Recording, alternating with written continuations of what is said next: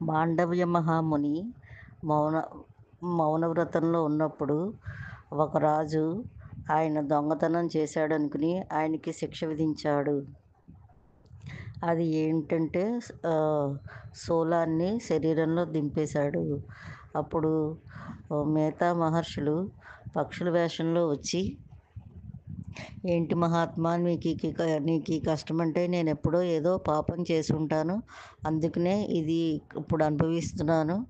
ఈ రాజుగారి తప్పు, భటుల తప్పు, ఎవరి తప్పు లేదు" అని చెప్తాడు.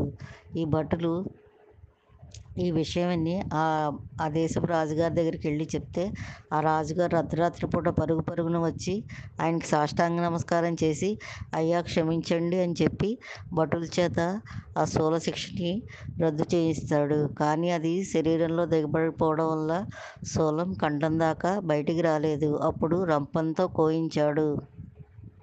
అప్పుడు మాండవ్య మహాముని తన తపశ్శక్తి చేత యముడి దగ్గరికి వెళ్ళాడు.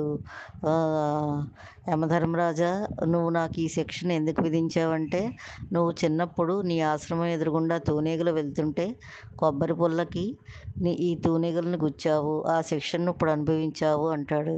అప్పుడు నేను 8 ఏళ్ల వయసు వాడిని అంటున్నావు కదా, అప్పుడు నాకు అంత శిక్ష నాకే ఎందుకు విధించావు? నా తల్లిదండ్రులు శిక్షను 4 భాగాలు చేసి నా తల్లిదండ్రికి, గురువుకి, నాకు నలుగురికి వెయ్యాలి కదా, అంత శిక్ష నాకే ఎందుకు వేశావని యమధర్మరాజు గారిని అడిగాడు. అప్పుడు మాండవ్య మహాముని యమధర్మరాజు గారిని శపించాడు. "నువ్వు భూలోకంలో మానవుడిగా పుట్టి అవమానాలు, చేత్కారాలని పొందు.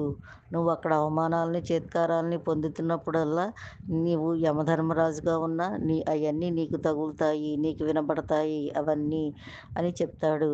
అప్పుడు యమధర్మరాజు గారు భూమి మీద విదురుడుగా పుట్టి ఎన్నో అవమానాల్ని, చేత్కారాల్ని పొందాడు.